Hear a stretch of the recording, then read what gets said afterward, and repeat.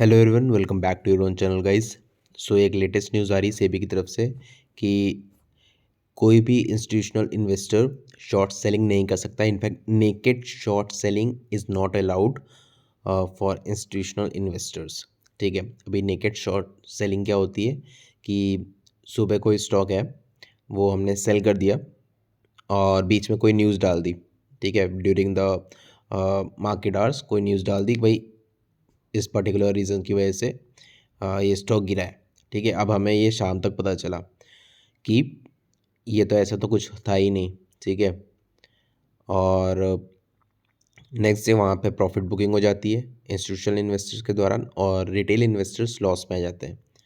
तो इसको सही करने के लिए, इसको थोड़ा बेटर बनाने के लिए सेबी ने नेकेड शॉर्ट सेलिंग को बैन किया। अगर आपको शॉर्ट सेलिंग करनी है किसी स्टॉक में तो आपको वो सेबी को बताना रहेगा कि भाई हम इस स्टॉक में शॉर्ट सेलिंग करने वाले या फिर हमने कर दी है, स्टार्ट कर दिया है। तो क्या होगा, सेबी आपके ब्रोकर्स, सारे ब्रोकर्स को बता देगी, इन्फॉर्म कर देगी। और अगर आपके पास वो पर्टिकुलर स्टॉक है तो आपके पास पॉपअप आ जाएगा, यानी कि एक नोटिफिकेशन आ जाएगा कि इस पर्टिकुलर स्टॉक में शॉर्ट सेलिंग होने वाली है। तो उसके अकॉर्डिंग रिटेल इन्वेस्टर्स अपने नेक्स्ट स्टेप्स ले सकते हैं कि क्या करना है और क्या नहीं करना है उनको।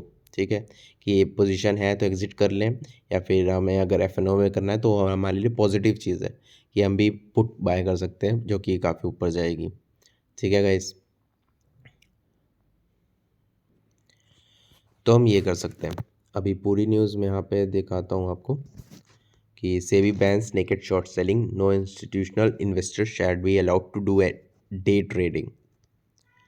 तो यहाँ पे आप समरी देख सकते हो कि कोई भी इंस्टीट्यूशनल इन्वेस्टर डे ट्रेडिंग में शॉर्ट सेलिंग नहीं कर सकता है। ठीक है, इनफैक्ट डे ट्रेडिंग भी नहीं कर सकता है कि अगर वो आज स्टॉक लेगा और आज ही बेच दे, ये काम वो नहीं कर सकता है। अगर आज स्टॉक लिया है किसी बड़े आदमी ने, बड़े इन्वेस्टर ने, तो वो कल तक उसके पास होना चाहिए, उसके अकाउंट में होना चाहिए, होल्डिंग में जाना चाहिए। ठीक है, हालांकि T+2 रखता है बट एटलीस्ट एक दिन उसके पास रहना चाहिए वो, और नेक्स्ट डे वो सेल करे या जो करे। ठीक है, और सेकेंड पॉइंट यहाँ पे देख लो, short selling means selling a stock that the seller does not own at the time of trade. ठीक है, यहाँ पे बता रहे हैं शॉर्ट सेलिंग का क्या मतलब होता है कि हमारे होल्डिंग में वो स्टॉक नहीं है। जैसे अदानी मान लो, हिडनबर्ग ने अदानी को शॉर्ट किया था। ठीक है, उसके पास वो अकाउंट में तो नहीं था ना उसकी होल्डिंग में, बट फिर भी उसने सेल कर दिया। ठीक है, ऑप्शन उसके सेल कर दिए। उसके मान लो 4000 से 900 जब वो गया था अदानी एंटरप्राइजेस, तो उस पर्टिकुलर पुट की वैल्यू 2 रुपीज़ थी, वो 5000 चली गई विद इन 10 डेज। तो कितना प्रॉफिट बनाया होगा और किसने बनाया होगा ये आप समझ सकते हो। हम जैसे रिटेल इन्वेस्टर्स ने तो शायद ही बनाया होगा। ठीक है, तो वहाँ इस चीज़ को सही करने के लिए सेबी ने नेकेड शॉर्ट सेलिंग बैन करी है। थर्ड पॉइंट आप देख लो, SEBI also said all stocks that trade in the future and option segment are eligible for short selling. तो वही है, जैसे अदानी एंटरप्राइजेस एफ-एन-ओ में है तो वो उसको हम शॉर्ट सेलिंग कर सकते हैं, मगर इंस्टीट्यूशनल इन्वेस्टर्स को बताना रहेगा ताकि जो भी ब्रोकर्स हैं उनके वो नोटिफिकेशन एक ऐड कर दें, एक पॉपअप डाल दें कि इस पर्टिकुलर स्टॉक में ये चीज़ होने वाली है। ताकि इससे ये होगा कि रिटेल इन्वेस्टर्स का भी लॉस कम होगा और वो भी कुछ पैसे कमा सकते हैं। सीधी सी बात है, बाकी पूरी डिटेल्स आप यहाँ पे पढ़ सकते हो। All investors would be required to mandatory honor their obligation of delivering securities at the time of settlement।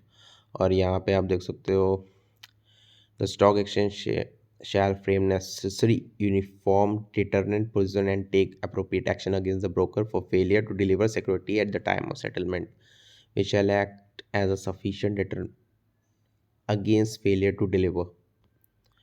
और ये किस रीज़न की वजह से आया, यहाँ पे रीज़न अदानी ही है, हिडनबर्ग रिसर्च रिपोर्ट है, यहाँ आप देख सकते हो।